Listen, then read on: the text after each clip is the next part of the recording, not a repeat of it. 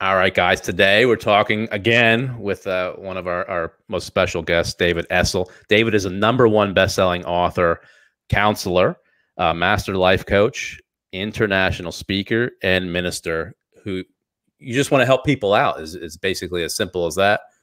Ryan, it's the quest that I'm on, like we work with so many different topics in this world. There isn't anything we don't work with. So, for 40 years now, it even shocks me to say the word 40 years. I can't believe I've been doing this work this long. But for 40 years, we've had the same mantra, and that is, how can I help you? And how can I help you? And how can I help you? And, it's what we believe that no matter what your business is, mine happens to be personal growth, but that mantra should be for everyone. Like, how is it that I can help you? As a matter of fact, I've got a great, really short story. A number of years ago, a woman came to me and said that she wanted to find deep love. She was in her late 30s, had never really found a great partner. And so I said, okay, well, I'm going to ask you to go and interview people that that have found great love. And she looked at me, she goes, David, I don't know anyone that has found. And I said, I'll go and think about it. So she came back the next week and she said, oh my God, my grandparents. They were married over 60 years. They're still alive. They, are vibrant in the community. They're vibrant in church. They're vibrant with each other. And I said, perfect. Go ask them what the secret is. So she goes to her grandmother and her grandmother goes, I don't have a clue. Ask your grandfather. I don't know what you're talking about. She was kind of just playing it off to push her away. And she went to the grandfather and said, what's the secret to deep love? And he said, sit down. Let me tell you a story. He said, on the day that your grandmother and I married, we woke up the next day and I rolled out of bed and my feet hit the ground. And I said a prayer that I've said every day for 60 years. Dear God, allow me to do more for my wife today than she ever imagines possible. And don't expect a thing in return. Show me how to serve her without question. And with that, I say amen. And he said, honey, I've been getting up for 60 straight years, every day saying it and following it with my action. And that is how we've created the love we've created. And that's service, Ryan. That's service. That's, like the same thing in your business. You have multiple businesses, every part of your business, whether you're podcasting or doing your other businesses, it's all about service. How can I help you? How can I alleviate some of your stress? How can I take some of this weight off your shoulders? I don't want to go into religion, even though I'm a minister, but it's very Buddha-like, very Christ-like, very Mother Teresa-like, very, like, how can I serve? It's a beautiful philosophy. And it's something in stressful times like what we're going through right now that sometimes gets left behind. We go into survival mode. We go into anxiety, depression, worry. And when you're ensconced in depression, anxiety, and worry, you are not thinking about serving your neighbor, your family, your partner, your customers. You're thinking of survival. But what we have to do is realize that this is just life. The pandemic is just life. 2008, I lost 3 houses in the great economic crash. I lost everything. I mean, I started from scratch again in 2008. I never thought, Ryan, I'd have to start again from scratch. But what got me back was just getting into the mentality of service. Okay, when the pandemic hit, we went into this all-out service, whatever you can afford. For 3 months, I think it was, we said, whatever you can afford to pay me, I will work with you. Again, it's service, So we want to look at this time and acknowledge the stress and the anxiety and everything that's going on financially, health-wise, government-wise, race-wise. I mean, there's just insanity all over the place. But we don't have to be a part of it. That's the great news. You can make a choice by listening to Ryan and I today to start living differently. And if you do, the outcome is going to be totally different than what it might be right now. I told you I can probably throw my questions out because we can talk a lot. So you just brought up like something I try to live by, but it's not always possible. Now, I love Gary Vaynerchuk, and he always says, when you do things for other people and you don't expect something in return, that's when you really have it. And I try to live by that. But even myself, stuck at home during this pandemic, I look around and I'm like, oh, okay, well, why hasn't she got dressed for the day? Or why hasn't she cooked dinner? Or why hasn't she? Or why hasn't she? Or why hasn't he done this? Or whoever it may be. How do I get myself and how do other people stop expecting so much out of other people? Boy, that's a great question. One of the hard things, Ryan, is that most of us throughout life are scorecard keepers. Doesn't matter if it's friends, neighbors, coworkers, partners, children, let's see. I don't know if I want to do that for him or her because they didn't say thank you when I sent them this, or they, so and you and I both know the power of the subconscious mind. Why it's so hard to go from our self-centeredness, which is what you're talking about, the self-centered. So when you're not of service, you're self-centered. There's no other place you can be. You're either opening your heart and serving people or you're shutting down. There isn't really a lot of gray room in here. But what we want to do is we want people to understand that it's a choice. But the subconscious mind, when we have it patterned to be a scorecard keeper in relationships, we may have seen it with mom and dad. We may have seen it with aunts and uncles, or maybe we just created it ourselves where, I've worked with couples where, as a matter of fact, about 6 months ago, I was working with a couple, Ryan, and every day the guy would bring his wife coffee at 6 in the morning. Every night, every morning, he'd go downstairs, get his coffee, bring hers up so she didn't have to get up. And it was this really cute little routine that he had. However, when she got upset with him with something and they didn't sit down and discuss it, he stopped bringing coffee up in the morning. Very passive aggressive, right? Instead of saying, hey, I'm really frustrated with you, can we talk about it? He just stopped doing that nice thing. Well, within a few days, she obviously recognized it and they got into a war. So when I was working with him and I said, what was an alternative? He said, the best thing in the world would just be to let that go. It's not that big of a deal, and to keep bringing coffee. See, if you keep bringing coffee, you're going against that small ego that says she or he doesn't deserve this. She or he does, if you just keep acting in service, there will come a time, Ryan, where you won't have to think about acting in service. It's just who you are. And someone does something that isn't all that copacetic and you go, okay, whatever, take a big breath, let them off the hook. Now, because as a counselor, I also believe in setting boundaries and consequences. This isn't about letting people walk all over us. If someone is disappointing us on a regular basis, instead of shutting down or becoming passive aggressive, we need to talk. And to say, hey, listen, this is unacceptable. Or can you tell me why you did this? Because I don't understand it. And I want to try to get into your head before I make any assumptions or before I get upset. It's about that communication, that ongoing communication. I think if we start to look at this opportunity, and right now there's a lot of us still locked in our homes, or going to work part-time or something. So today might be this wake-up call where we start to look around us and say, hey, listen, when I'm going out into public, I want to look in people's eyes, even with masks on. I want to nod to people or muffle a hello, I want to get out of my own way. And, I'll tell you, I was in the grocery store, and I do this every Saturday. I go grocery shopping every Saturday, and I'm in the grocery store, and I had a goal to try to connect with every person I passed in the aisle. It was just a fun goal for me. I'd look and go, hey, how you doing? Just very out there. Now, I don't do this every time, but I decided to do it, and like 80% of the people lit up.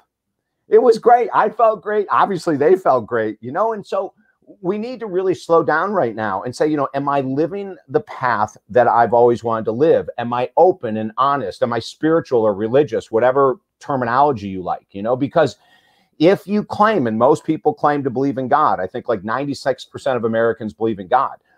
Well, if you believe in God, and if you believe there's a right and wrong way to do things, get back into your readings about God or spirituality. One of my favorite spiritual writers in the world is a guy named Thomas Merton. Thomas was a monk, a Trappist monk for years. He had a really rough beginning in life. He made really bad choices. And then he got on this outrageous spiritual path. Every moment of every day to him was an opportunity to devote his life to God. So, how like when you're driving in traffic and someone wants to get ahead of you and you don't let them? Not that anyone here would do that, but I've heard that there are people in the country that do that. Okay, well, that would be an opportunity to do a check-in, and to pull back, let them in.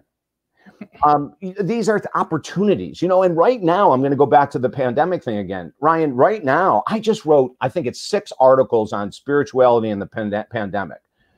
They're going to be heading out really quick via my publicist, TJ. And I've been inspired to slow my own life down over the last several months. And I'm going back into work I did when I was training to be a minister years and years ago. I'm going back to my old books and I'm immersing myself in my writings and my readings. And the reason I'm doing it is because my brain started to go off chart. I started to be getting frustrated and anxious with people. And when I noticed that I was starting to become unhappy, I knew it was me. I can't blame the pandemic. I can't blame the racist crap going on. I can't blame the jerks in Washington. I have to look within and say, wait a minute, dude, this is your choice. You know, you have a choice to get happy or not happy. You have a choice to be angry or not angry. You have a choice to argue on social media or not. You know, and everyone who argues on social media loses. Okay, there's not a winner. Everyone loses. If your small ego is so fragile that you can't let a post go without giving your brilliant commentary, that's being a loser. You know, that's what losers do, right? So when we look at people without personal power, the number one example of someone that has no personal power is that they cut other people down. So if you see yourself on social media arguing, just understand you have no personal power. You want validation. You want people to say you're right. You want people to admit to you they're wrong. You know, like, good luck. If you want to go insane, argue on social media. You know, like again, when we look at where we are right now, we have choices. And a lot of people are making very poor choices with this time. There are so many people that are ensconced in media. You know, one of the articles I wrote the other day is I said, one of the things that's creating the insanity in our country is CNN, Fox, ABC, NBC, CBS. They're all insanity, you know? And we have to remember something. The only way media survives is with advertising. And the only way advertising continues to come back to media is with ratings. Mm-hmm. And the only way media gets ratings is with sensationalism. So the more sensational you can be, you know, listen, I have friends of mine that are reporters for NBC, CBS, and Fox. They all tell me the same thing. The program directors are beating them to death to get the most outrageous stories on the pandemic possible, 7 days a week. Now, these are people I know very well, very respected journalists that are being pushed, and because they have to work and because they have to have a job, they're going against a lot of their own morals. So if you want to look at what's we're creating the insanity by feeding into the media, you know, by arguing on social media, by watching the crap news. We're feeding into the insanity. There's no racial issues in this country other than the ones in government and media. That's where the racial issues are. You know, now, is there discontent? Yes. Is there struggle? Yes. But it's not at what it seems, because when you have a microscope being placed on certain events in this country, and all you see for 48 straight hours is the same damn footage, it starts to sink into your head that they're wrong and I'm right. That whoever, you know what I'm saying? It's like, it's crazy. So if we want to see a change in our country, the number one thing we can do is quit watching all television. And I'll tell you what, if we got enough people to quit watching television, we'd start to see some different stories. Because the advertisers are going to go, I don't want to advertise on ABC. Their ratings just dropped by 15% in the last 2 weeks. You know, like, advertisers are not going to spend money if they're not getting something in return. And so let's really logically think. Now, can you go on a 30-day media fast? Can you go on no arguing on social media? Well, for the rest of your life. Okay, social media is different. I'm just saying, don't ever freaking argue on social media for the rest of your life. But what about a 30-day fast from all television, all insanity? You know, podcasts that get you riled up, radio shows that get you riled up. Cut the crap out. Tune into Ryan, tune into other podcasters that are doing healthy, positive things. Get rid of the insanity. We're a part of it. Ryan, we're creating it. The more we talk about the race issues, the more we talk about, you know, what's going on in Washington and the insanity, the more we talk about the pandemic, the worse it gets. It's fascinating. So pull back. Go deeper inside yourself. Become that little monk in your own world. You know, start reading some very deep. It doesn't matter if it's Eckhart Tolle, Deepak Chopra, Jesus Christ. I don't care what the hell you read. You know, it's like, but get your head out of the gutter and get it into something life promoting so that you can be a part of the solution, not a part of the problem. Exactly. And there's so many positive things out there. My main focus has always been, don't do anything political, because I don't read about it. I don't know about it. I don't live in it. I prefer not to be absorbed with all that negativity. So yeah. here we are. Stay positive. That's right. It's hard sometimes. I mean, you have to certainly work at it. So you had made a great point. And right before we came on today, I had a meeting in our office, and we were going through emails from customers, and we had, I don't want to say who it was, but we received one who said, hey, please do this for us. Or if you prefer to do this, you can pay us per month and you can leave your vehicle on site. And I thought, you know what?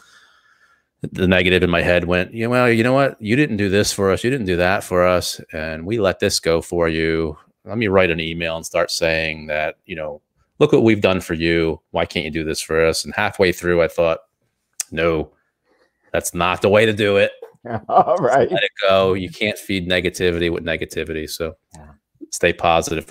The one reason I wanted to bring you back today is you had made a statement before. We talked about marriage, and we were just in the beginning of the pandemic. And I asked you, I believe, do you foresee a surge in marital issues as we were going through? And you said, absolutely, you're going to see a surge in it. And I believe you had already started to see it in your business. Yeah. How do you see that playing out now that we're hopefully coming out, but going back in, but eventually we're going to be out of this, hopefully. Yeah. Where do you see marriages going once people are out and free and they realize, the last couple of months have really been horrible? It's a concern with all of us counselors around the world, Ryan. There's a constant uptick in the number of arguments going on in households and the number of disagreements. And, with children home now, one parent thinks that they should be homeschooled this way, another one this, there's all kinds of stuff. And then we have the political differences. Someone may love what's going on in Washington. Someone may hate what's going on in Washington. There's all kinds of disparity.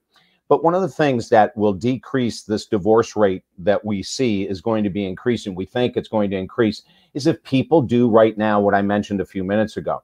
We need to slow down and pull back. We need to evaluate, am I doing a scorecard keeping game right now? Are there certain things I need to just let my partner off the hook for? Are there certain things that maybe it's this time of the month for her? Or maybe he just found out he's got slashed by 50% his hours and he's really worried about supporting the family. Like, can we get out of our own way enough for a few minutes to try to put ourselves in the shoes of our partner? I think if we can do that, I'm getting chills right now, Ryan, so I know how important this is. If we can do that, if we can slow it down, we offer our clients something called the 4-in-4 journaling technique, which I think is the most powerful journaling technique ever created. And it's really simple. Phase number 1 is you write down 4 things that you're grateful for today, just for today. And now you could write 20, you could write 2, but we just sort of give people a guidance of 4. Most of us can find 4 things that we're grateful for. It could be the fact that we have a house, we're not homeless. It could be the fact that we have enough food in the refrigerator, even if it's just for today. But we want to, on a daily basis, stay in touch with gratitude. Gratitude increases self-esteem and confidence. So when you see in writing, don't do this in your head. It's a waste of time. Won't even work. Won't even help you. If you're going to drive in your car and say, oh, I'm going to do what David said in my head, don't even bother. Crank up the music because it's not going to help you at all. But when you write it down and see, here's 4 things I'm grateful for, that sinks in. When you see it in your handwriting or you typing and you see that you're grateful for these things, it sinks in. Now, the second part is crucial. 4 things that we're frustrated with. The reason for this exercise is we want to vent. Whatever you submerge grows.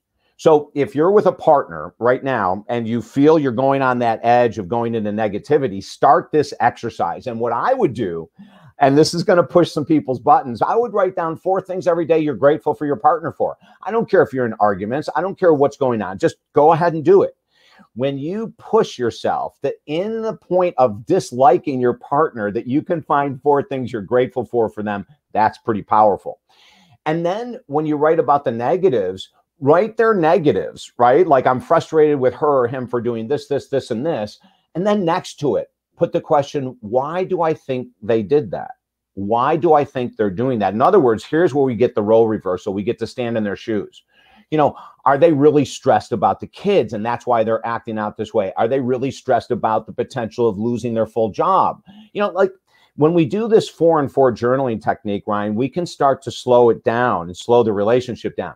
The other thing is, while a lot of people are going to wait until the pandemic is over, and listen, it could be another year. It's the truth. No one has a freaking clue. People were saying back in February and March that we'd be done June 1st.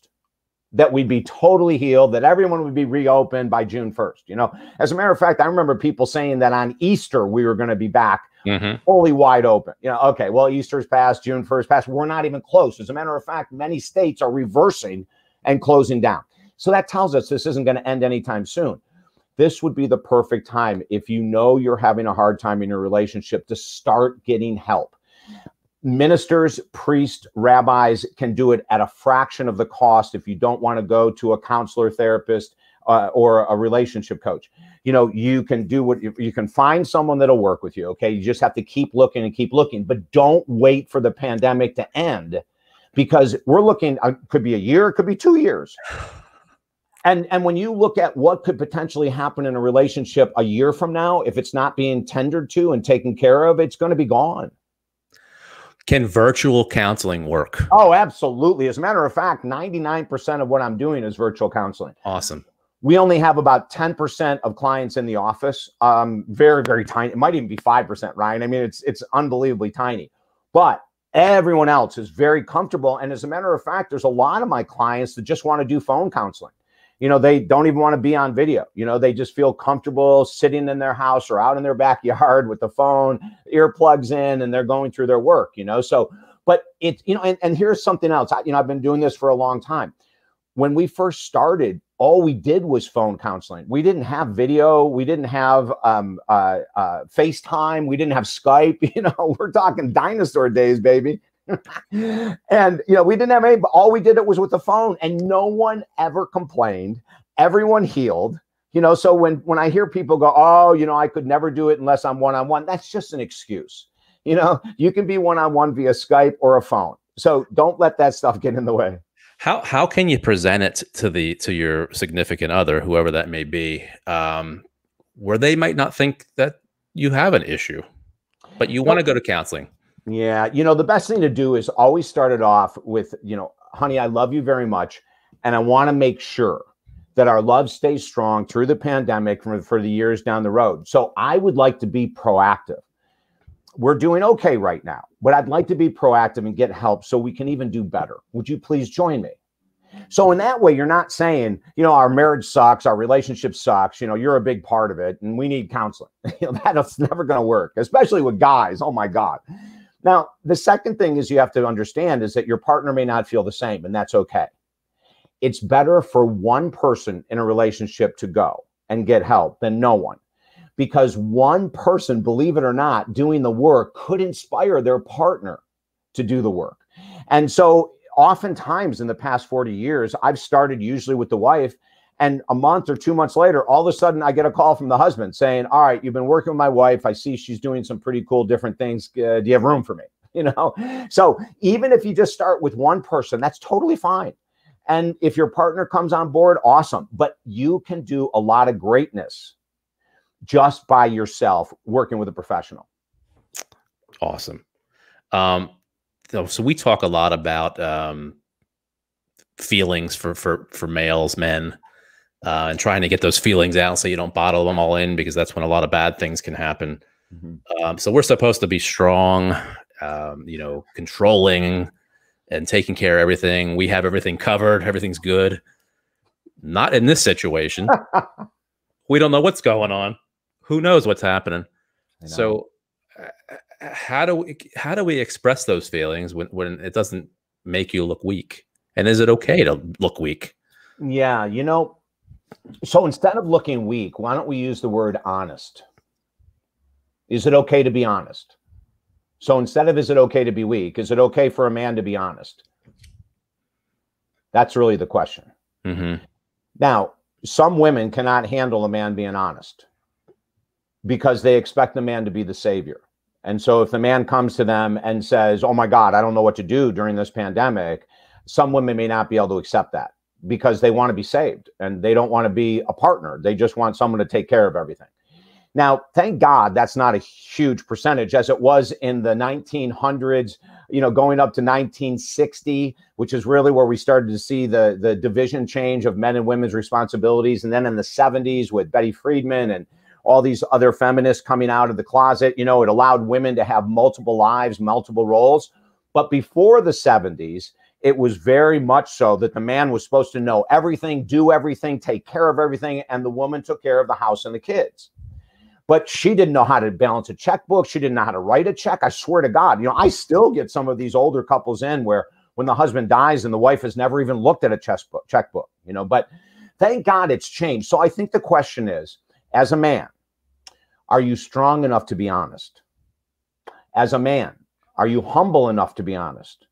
Because if a man can't be honest, he is not strong or humble. He's stuck in an old paradigm that doesn't work, and it's not here anymore. So I think, and then the other thing is, I give you an example. So I have probably 90% of my staff is women. And then the lone male is TJ Turiello, my publicist, who's just freaking amazing. But I have all these women, and I go to them and I ask them for help every freaking day, Ryan.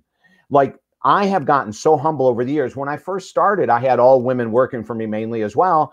And I would never ask anyone's opinion. I wouldn't say, what do you think of this book cover? Or what do you think of this new program? Or what do you think of this, But just today, I sent out, an email to one of my most trusted staff members, Mary Lou. And I said to her, hey, I'm thinking about doing this project, but I don't know if it's a good idea. Here's the benefits. Here's the downsides. Give me your thoughts. Like, that's being humble as a man, right? Now, I find it easy to do, but I have a leg up because I've been doing this work for so long. If you're a guy and you're looking at this and you're going, there's no way in the world I'm going to say to my wife, hey, we're in the middle of this pandemic and we're hitting this financial crunch. Where do you think we should start cutting expenses? Which is exactly the conversation a man should have. We want what's called in relationships interdependency. That is the most beautiful marriage or a relationship you can ever have, is when you're in an interdependent relationship. So a codependent relationship would be the old relationship of the man takes care of all this stuff, the woman takes care of all this stuff, and the guy says, I don't want to raise kids, get that crap out of here. That's a dirty diaper. That's not what I do, And so we've got to, knock all that down, and we've got to get to the reality that for us to have interdependent relationships, which I'll define in a second, we have to be humble, real, and vulnerable, honest. Now, this is what an interdependent relationship looks like. An interdependent relationship is two people who have committed monogamously to each other, that have made a decision that they want the relationship and their partner to be as happy as possible. In an interdependent relationship, both people usually have separate friends. They maybe have a separate hobby that they do. In other words, they're not codependent on each other. Everything doesn't have to be together. They have their own life. And then they come back together, Ryan, and they talk about going out with the girls, and they talk about going to the game with the guys or going to the gym or whatever it is. You have something to talk about outside of that relationship, which is hugely important. Then the other thing that differentiates interdependent relationship is the communication style. In the interdependent relationship, the man doesn't feel emasculated by asking his partner, if it's a woman, for her advice or for her help. An interdependent relationship says, I trust you so much and I value you so much. I want your input.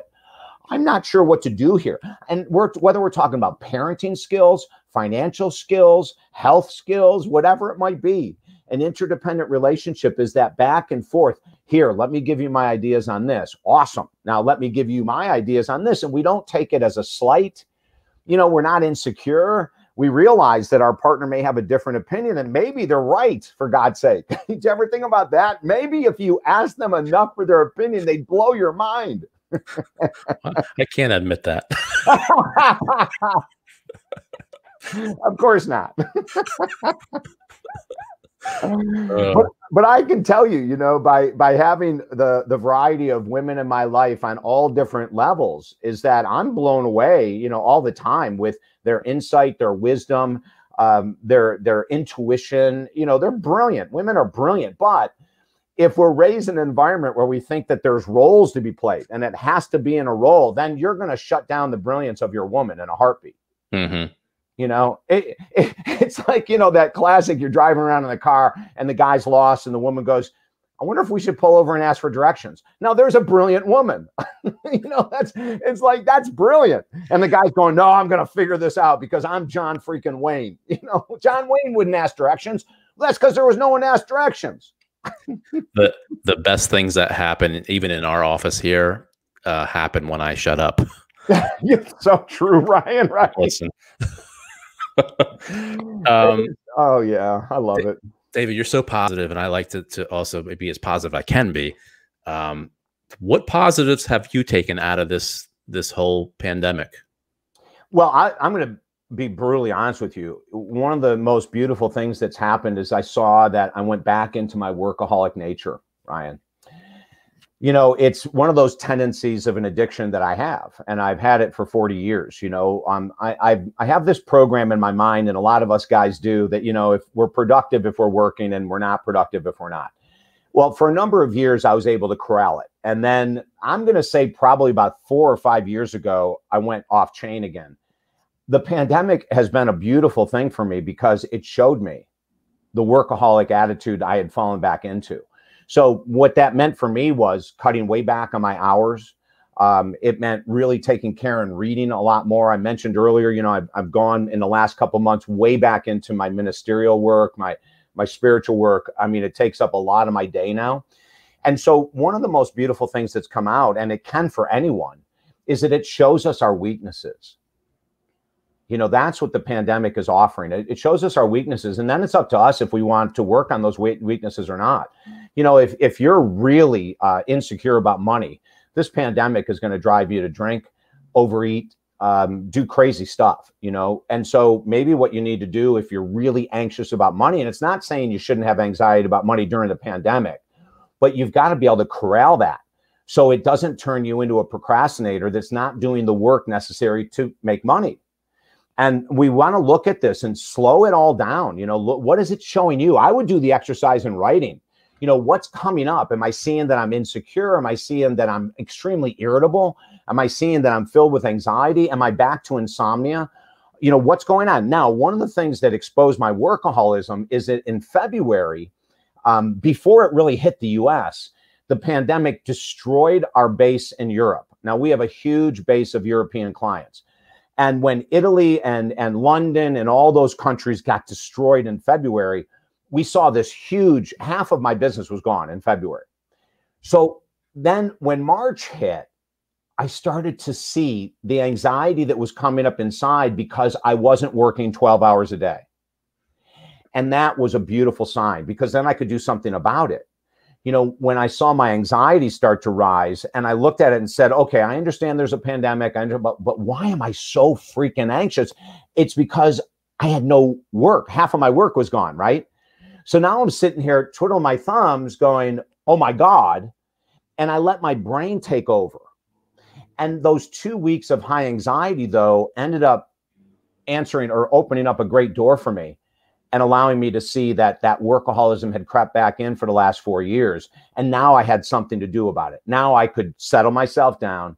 You know, we have a brand new project coming up in a couple of weeks, Ryan. It's a 4-week webinar called Mind Power. And in this 4-week webinar, every week we're going to be talking about different ways to manage the mind, clear the mind, control the mind during the pandemic. And it's crucial. You know, we need to be looking at different ways to express the anxiety, express the depression, express the worry without getting sucked into the vortex of it. The mind's natural fallout tendency is negativity. The unaccompanied mind is always going to go to negativity and worry.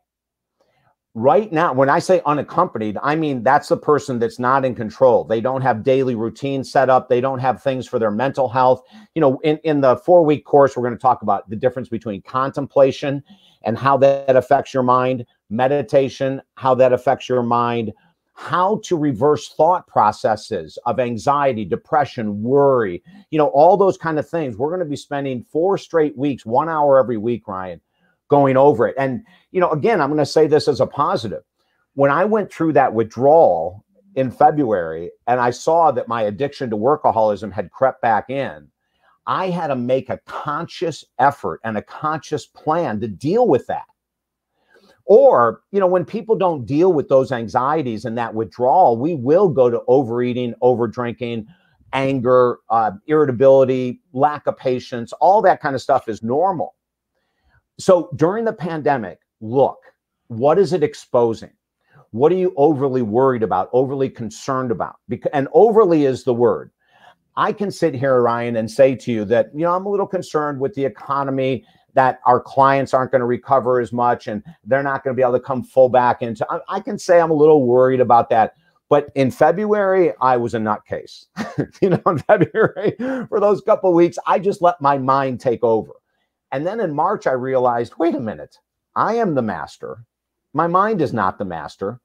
I need to start doing things to slow down and get back in control. And when I did that and started coming up with all these different ideas that I had for my own healing, that's when we decided to do the 4-week webinar, Mind Power. Nice. Perfect. This is like free therapy for me. I love it, Ryan. Truly. So I have 2 questions from the office. Okay, good. And one's from Tanya. I asked her, I told you were coming on. She saw your interview before. She said, you're awesome. After an argument with her husband, how does she stop from dwelling? How can she just be done with it? Accept the apology and be good? Hit her hand with a hammer. She'll totally forget about anything that he did, said. Pain will radiate and she'll be fine. He'll be off the hook. And so I'm going to go back to writing, Ryan. So this is what I would recommend to Tanya. I would recommend every time she gets upset with her husband. Now, I have to make this little bit of a code here. As long as it's not something, like an affair or emotional abuse or physical abuse or addiction, okay? If it's something big and heavy and hairy like that, you got to go get help. But if it's less consequential, what I would say to her is go to a place, go to the bathroom, sit on the toilet, shut the door if that's the only place you can get privacy, and immediately write a letter of forgiveness to him. I forgive you for acting out in front of the kids. I forgive you for being impatient with me at the grocery store. In other words, go right into forgiveness. And now, if it's a pattern that's ongoing, then you're going to have to address it. But if there's little things that's irritating her along the way, then I say as quickly as possible, and you can't do it here. Don't trust your brain. Just go right into, honey, I forgive you for doing X.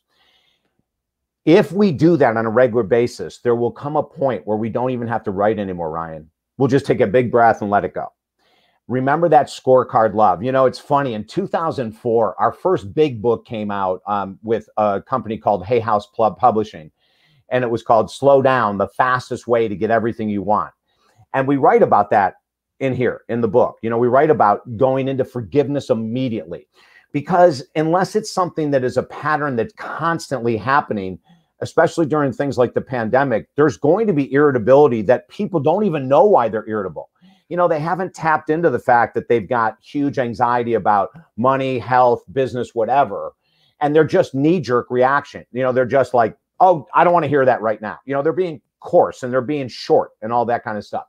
So this is where we take a step back and forgive. But also with Tanya and anyone else in that situation, if the same pattern that continues to frustrate you happens on a regular basis, that's where we're going to need that professional help. Okay, cool. Last question. Is it okay to not be okay? Is it okay to not have a plan? Is it okay to have anxiety? Is it okay to you're not perfect, to not be perfect, to make mistakes? Is it okay?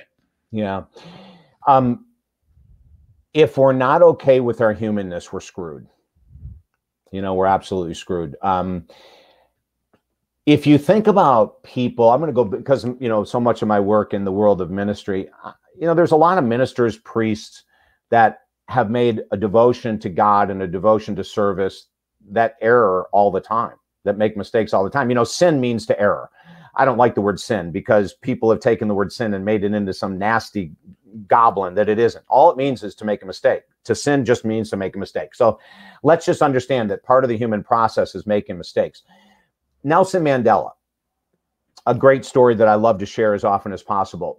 He was an attorney in South Africa. He joined the ANC, the African National Congress. And for the beginning of his career, he worked on the peacemaking side of the ANC. The ANC has always had two arms, the violent arm of the ANC and the diplomatic arm. So he was working with the diplomatic arm of the ANC, trying to get whites and blacks in South Africa to get along, trying to get government passages passed, and it wasn't getting anywhere. So he transferred to the radical militant side.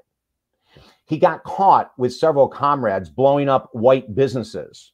That's how he got in jail for 27 years. He didn't get into jail because he forgot that he was an altar boy and didn't make it to mass one day. This dude was blowing up freaking buildings, okay? In 27 years of prison, he radically changed his entire belief system, mindset, and he came out a radically changed man. Now, even as a radically changed man, the rumors are he still had affairs on his wife when he got out of prison, and he did things that weren't perfect. So to answer your question, to err as a human is part of the process. To accept the error is the problem. When we justify, rationalize, and defend why we flipped the bird at someone, why we screamed at our partner, why we put our partner down in public. You know, if we want to rationalize and defend everything, well, we're screwed because there's no chance of healing. But if we can go, wow, I can't believe I did that in traffic. I need to apologize. You know, I can't believe I said that to my partner. I need to apologize. I can't believe I said that to my children. If we make an error and we make amends for it, we're fine. That's just being human. But if we make an error and we justify, rationalize, and defend it, which most of us love to do, and that's where we get into trouble, Ryan. Awesome. Well, you can see it scrolling across the bottom of the screen, davidessel.com. David, you're always awesome. Is there anything we should look for? We should be looking out for in the next couple of weeks? You know, you mentioned a few things. You want to go over them again? Yeah, we've got a bunch of fun things coming up. You know, probably the biggest one is the new Mind Power webinar, and that's the one I encourage everyone to join. It's outrageously inexpensive. I mean, everything is at davidessel.com or talkdavid.com, as Ryan said. It's 4 weeks, an hour on the day on the webinar, and we're going to really give you tools. I mean, massive action steps to help you learn how to control the mind during the pandemic, with your relationships, with your money or lack of, with the health, with the work. You know, I mean, I don't know if I mentioned this last time, but my mom is dying of dementia. And my dad is extremely ill as well. They're both invalids. Thank God we have them in their house. We can't believe we have them in their house. And they have 24-hour care with hospice because my mom is dying. With this type of turmoil that's going on. So, you know, I'm not the only one. I've got a ton of clients with moms and dads in nursing homes that they can't see, for God's sake. You know, I happen to be fortunate. I can FaceTime with my mom and dad. I can at least see them, even though I live quite a ways away from them. But, you know, when there's this kind of stuff going down, we need to really focus on this. You know, this is the savior or it's the condemner. If we don't learn how to turn that mind around and be able to live on a daily basis through the stressors of the pandemic, Ryan, it's going to be hell over the next 6 months. So, you know, of all the things we've going on, I think that Mind Power webinar is the biggest. Awesome. David, I appreciate it. Ryan, I have so much fun with you, brother. Absolutely. I wish we were closer. I know. It's so darn true, man. Yep. Awesome. You definitely help a lot of people out, and you can definitely help me out. Good. Good. I appreciate it. I love the questions from your gang, you know, Tanya and anyone else. I mean, next time we're on, yeah, get a list of them and we'll just go through and help everyone, Ryan. Absolutely. Appreciate it so much. Okay. You have a wonderful day. You too. Thank you. Okay. Bye now.